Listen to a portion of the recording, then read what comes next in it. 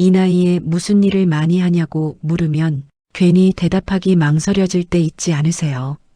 대단한 직업을 말해야 할 것 같고 뭔가 성과가 있어야 할 것 같고 그렇지 않으면 내 선택이 초라해 보일까 봐요. 저도 그랬습니다. 그리고 주변 중년 여성들 이야기 들어보면 다들 비슷해요. 남들 앞에서 말하기엔 좀 애매한데 이게 직업이라고 말해도 되나? 그런데 재미있는 건 그렇게 조심스럽게 말하는 일들이 실제로는 가장 오래가고 가장 현실적인 경우가 많다는 겁니다. 오늘 이야기는 대단해 보이는 직업이 아니라 실제로 많이 선택했고 실제로 버티고 있는 일들에 대한 이야기입니다. 중년 여성이 직업을 선택할 때 가장 크게 작용하는 건 적성이나 꿈보다도 생활 조건입니다. 몸이 얼마나 버티는지, 집과 얼마나 가까운지, 사람 스트레스가 어느 정도인지, 갑자기 그만둬도 생활이 무너지지 않는지. 젊을 때는 조금 힘들어도 버텨보자가 가능했지만 중년 이후에는 그 선택이 몸과 마음에 오래 남습니다. 그래서 실제 현장에서는 화려한 직업보다 조용한 직업을 선택하는 경우가 훨씬 많습니다. 열심히 안 해서가 아닙니다. 중년의 선택 기준이 달라졌을 뿐이에요. 이제부터 말씀드리는 직업들은 성공했다는 이야기보다 아직도 하고 있다는 말이 더 많이 붙는 일들입니다. 중년 여성이 실제로 많이 선택하는 첫 번째 유형은 보조 역할 중심의 사무행정 일입니다. 정규직이 아니라도 학교, 기관, 센터, 작은 사무실에서 서류 정리, 일정 관리, 전화 응대 같은 일을 맡는 경우가 많습니다. 이 일의 특징은 눈에 띄지 않지만 없으면 바로 티가 난다는 겁니다.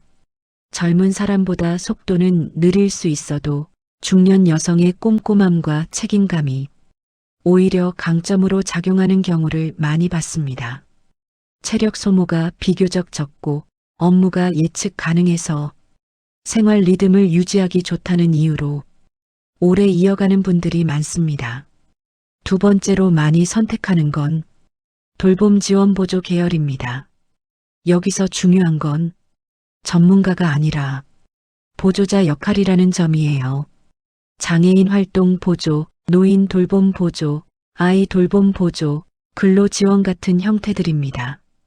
이 일들은 체력보다 태도와 안정감을 더 봅니다.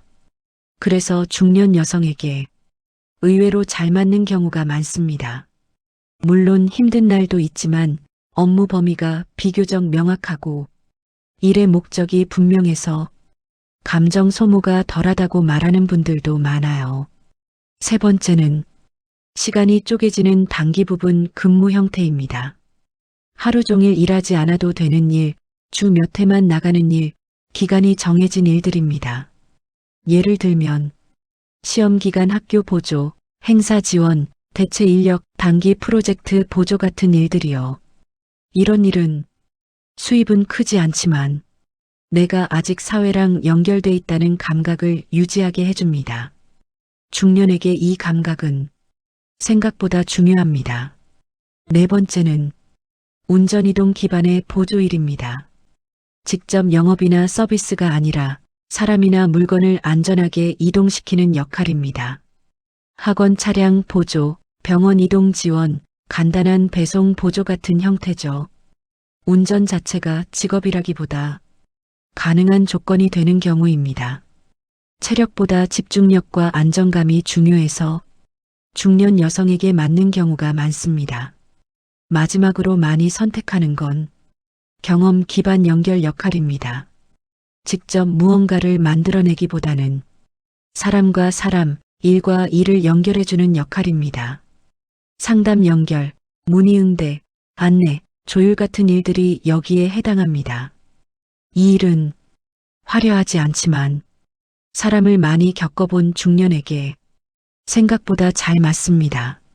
중년 여성이 실제로 선택하는 직업을 보면 공통점이 하나 있습니다. 대단해 보이진 않지만 생활을 무너뜨리지 않는다는 점입니다.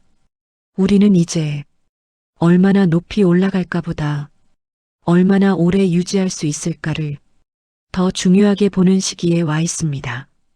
그래서 지금 하고 있는 일이 남들 눈에 평범해 보여도 그 선택이 내 생활을 지키고 있다면 그건 충분히 잘하고 있는 겁니다. 이 채널은 그런 선택들을 부끄러워하지 않고 조용히 이야기하는 공간이었으면 합니다. 영상이 도움이 되셨다면 구독과 좋아요 부탁드립니다. 중년의 생활과 선택 같이 연구해요.